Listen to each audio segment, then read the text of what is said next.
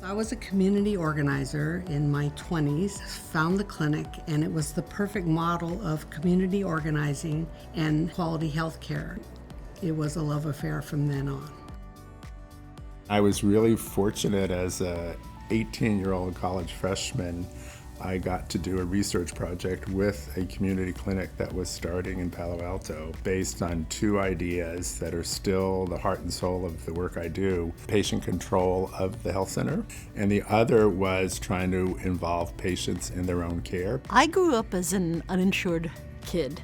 And at school, I was able to work at a community health center. I had no hesitation that I would want to do anything else but healthcare. I come from generations that were servants to the communities.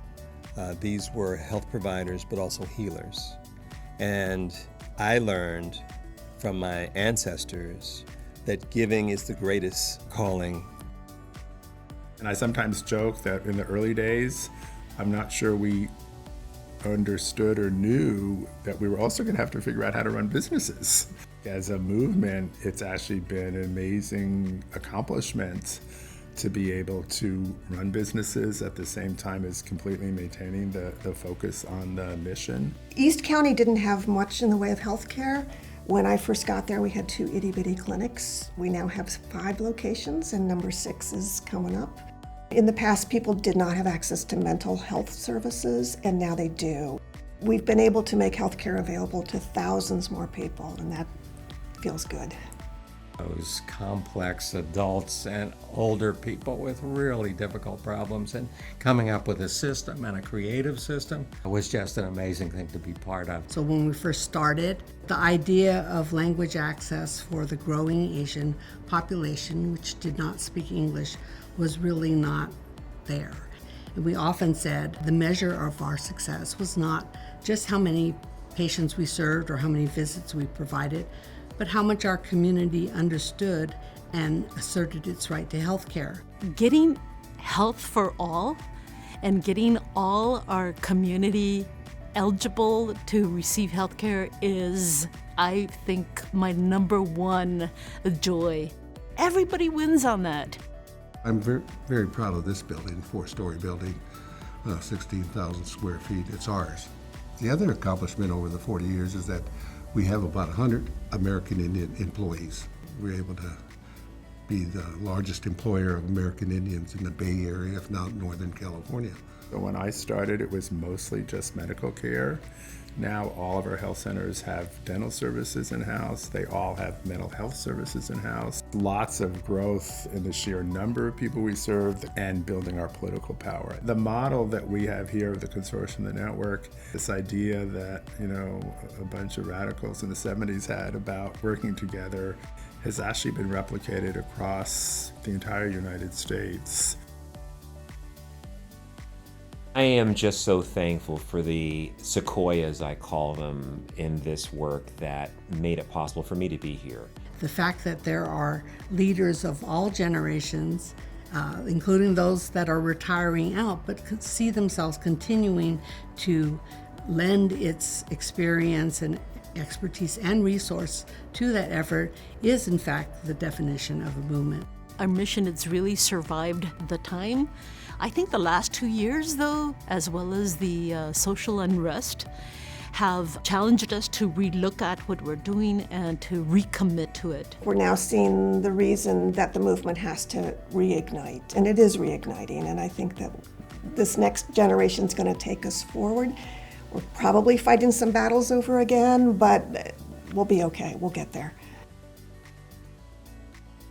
The future is bright because what we do well is what's being acknowledged as important to overall community health and quote-unquote population health.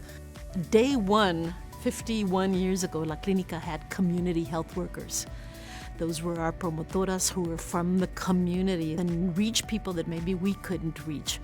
And now to have an acknowledgement that community health workers are an integral part of the delivery system, wow, it doesn't get any better than that.